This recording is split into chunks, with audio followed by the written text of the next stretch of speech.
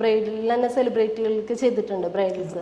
അപ്പൊ അത് ചെയ്യുമ്പോൾ എങ്ങനെയാണ് വ്യത്യസ്തത? ഇപ്പൊ അവരുടെ പേഴ്സണലായിട്ട് മേക്കപ്പ് ചെയ്യുമ്പോഴും അല്ല, ഇപ്പം ഒരു ബ്രൈഡ് ചോദിക്കുന്നത് എന്താണോ അതാണ് ഞാൻ കൊടുക്കുന്നത്. ഒരിക്കലും എൻ്റേതായിട്ടുള്ള ഇഷ്ടങ്ങൾ ഞാൻ അടിച്ചേൽപ്പിക്കാൻ പോകില്ല. എൻ്റെ ഇഷ്ടങ്ങൾ ഞാൻ പറയും, ഇങ്ങനെ ചെയ്താൽ നന്നാകും എന്ന് ഞാൻ പറയും.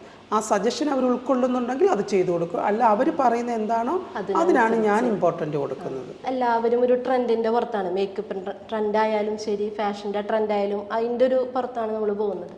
അതുപോലെ നല്ല സൗന്ദര്യ ചികിത്സകളും ഇന്ന് എല്ലായിടത്തും പൊതുവെ കാണുന്ന ഒരു കാര്യമാണ്.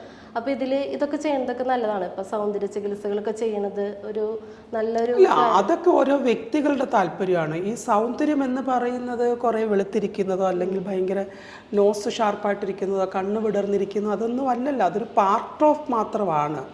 അതിനേക്കാളൊക്കെ ഉപരി ഒരു വ്യക്തിയുണ്ട്. ആ വ്യക്തിയുടെ ഇൻസൈഡ് ഓഫ് മൈൻഡ് ഉണ്ട്, വ്യക്തിയുടെ പെരുമാറ്റ രീതികളുണ്ട്. ഇതിനെല്ലാം കൂടി നമ്മൾ ചേർത്ത് പിടിക്കേണ്ടതുണ്ട് സൗന്ദര്യത്തിൻ്റെ കാര്യത്തിൽ. പിന്നെന്താ പറയുക, സൗന്ദര്യ ചികിത്സകൾ ചെയ്യുന്ന ഓരോ മനുഷ്യരുടെ ഇഷ്ടമാണ്. എനിക്ക് എൻ്റെ നോസ് ഇഷ്ടമല്ല, അത് എനിക്കൊന്ന് സർജറി ചെയ്ത് ക്ലിയർ ആക്കണം എന്നൊരാൾ ചിന്തിക്കുന്നുണ്ടെങ്കിൽ അത് അയാളുടെ മാത്രം ഇഷ്ടമാണ്. അതിന് നമുക്ക് ഇൻ്റർഫിയർ ചെയ്യാൻ നമുക്ക് പറ്റില്ല.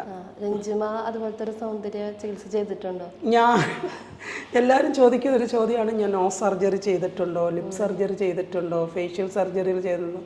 ഞാൻ അങ്ങനെയുള്ള ഒരു സർജറികളും ചെയ്തിട്ടില്ല, സത്യമായിട്ടും ചെയ്തിട്ടില്ല. ഞാൻ സ്കിൻ ട്രീറ്റ്മെൻറ്റ് ചെയ്യുന്നുണ്ട്.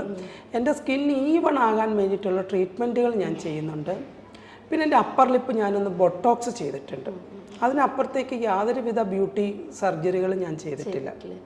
അത് ഇപ്പൊ ചെയ്യുന്നവർക്ക് എന്തെങ്കിലും മുൻകരുതലൊക്കെ എടുക്കണം?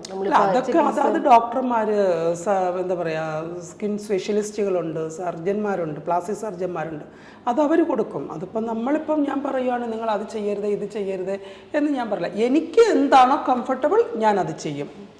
അത് ഒരാൾ എന്നോട് വന്ന് ചോദിച്ചു കഴിഞ്ഞാൽ ഞാൻ അതിൻ്റെ റീസൺ ഞാൻ പറഞ്ഞു കൊടുക്കും.